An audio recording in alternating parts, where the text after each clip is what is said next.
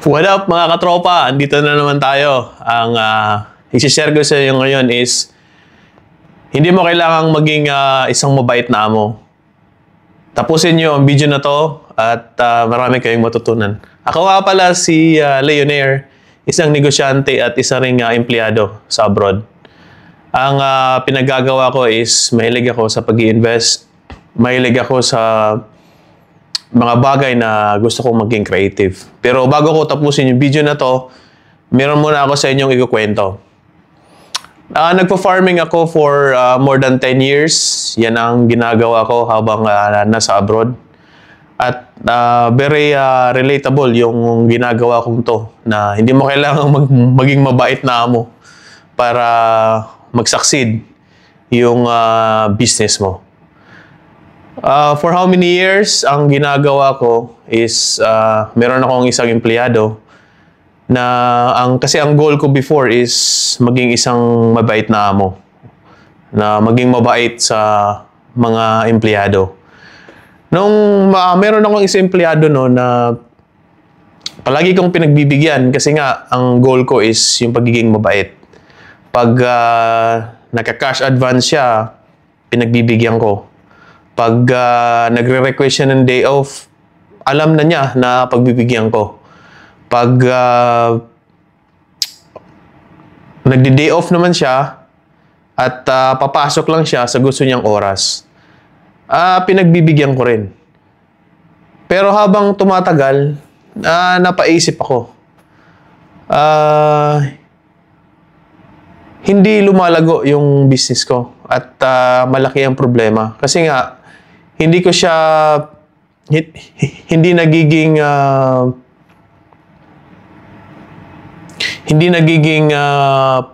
efficient yung business ko at nagkakaroon ng maraming problema. At hindi lang yan, hindi ko nakukuha yung production target ko, yung quality na gusto ko, nagkakaproblema. Kasi nga, minsan wala siya, pag may time na kailangan mo siya, kailangan mo pa siyang hanapin. At napagtanto ko sa katagalan na naging empleyado ko siya is lumalaki na yung utang niya sa akin kasi nga always na nagka-cash advance. Yun ang palagi kong naging problema. At minsan, kung hindi siya papasok sa trabaho, hinahanap ko pa siya. Tsaka, always na bawat linggo na sahuran, palagi pa rin siyang nag-a-advance kasi nga iniisip niya na mabait naman yung amo ko kaya hindi naging problema. At habang tumatagal, nagkakaproblema talaga. Yun ang isang malaking experience ko na kailangan kong baguhin sa business. Kaya nga, panoorin nyo yung video na to kasi nga ito nga talaga nangyari sa akin. Real experience. Bakit hindi mo kailangang maging mabuting amo? Ito yung mga dahilan kung bakit hindi mo kailangang maging mabuting amo. Pag isa kang mabuting amo, magiging kumpiyansa sila sa katamaran. Kaya nga, ang ginagawa nila, andyan naman yung amo ko, so walang pakialam. Parang iniisip nila na, mabait yung amo ko, hindi naman yan, walang pakiyan sa negosyo.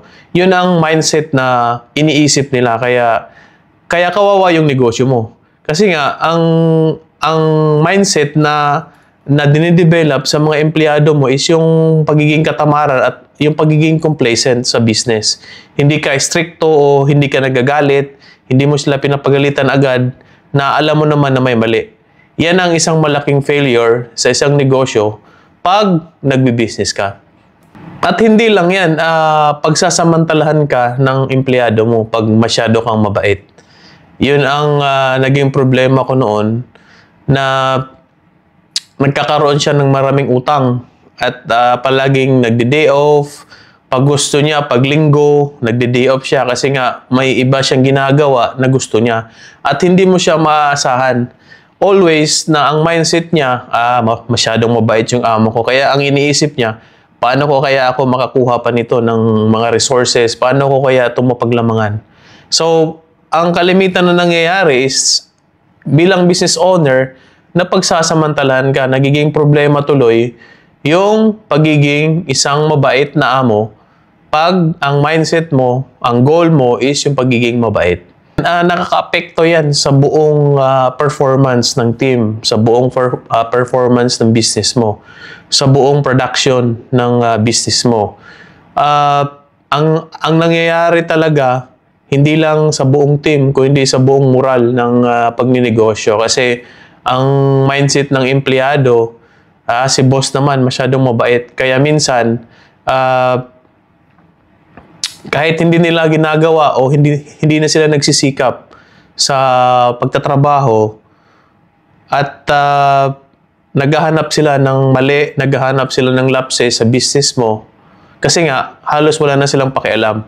Kasi nga ang amo masyadong mabait, kaya ang performance nila wala namang sumisitaw sa kanila, wala namang nagbibigay disiplina. So, ang naging problema, pag masyado kang mabait, failure talaga yung mangyayari sa business mo.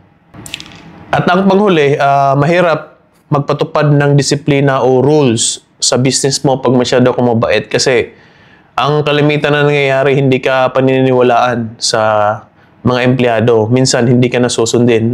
Gumagawa na sila ng sarili nilang pamamaraan, sarili nilang diskarte. Kasi nga, ang masyado kang mabait.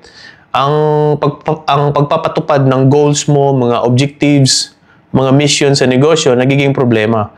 So, sa pagdidisiplina, yan ang isang malaking factor kaya mag-fail yung business mo kasi hindi mo na magagawa yung pagdisiplina sa mga empleyado.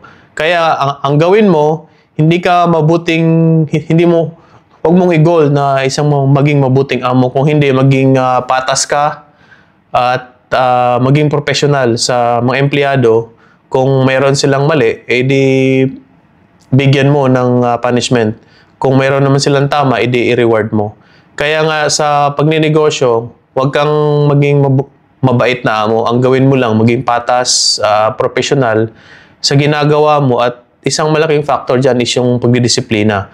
Always ka na maging stricto, lalo na sa trabaho, lalo na kung nakaka-apekto sa production, nakaka-apekto sa sales, nakaka-apekto sa marketing, at nakaka-apekto sa quality ng product na pinoproduce mo. Isa lang yung paniniwala ko na mga kababayan, ang solusyon talaga sa bansang Pilipinas is yung bawat Pilipino kung pwede sana is magkaroon ng sariling negosyo para umangat at umunlad ang ating bansa. Tandaan mo, Pinoy, pag may diskarte ka, may pangarap at disiplina, aasenso ka. See you on the next vlog.